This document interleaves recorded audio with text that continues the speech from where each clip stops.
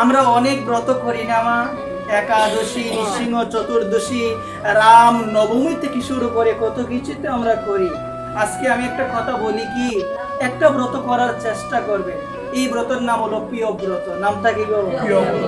এটা কি জানো মা? পেট ভরে খাও, সব কিছু করো, কিন্তু মানতে হবে কি জানো?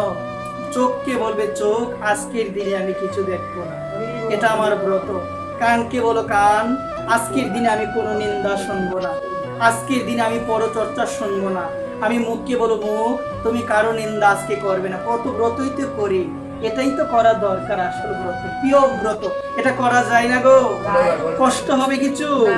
কষ্ট হবে না। পেট ভরে খাও, জল খাও, সব খাও, কিন্তু মনে রাখো খারাপ কিছু দেখবো না, খারাপ কিছু বলবো না, নিন্দা করব না, নিন্দা শুনবো না। এটা হলো প্রিয় ব্রত। একবার এটা করার চেষ্টা করবেন, এটা করার চেষ্টা করবেন এবং মনোযোগ দিয়ে কথা শুনো মা।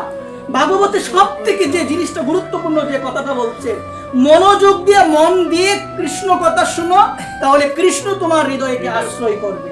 ভাগবত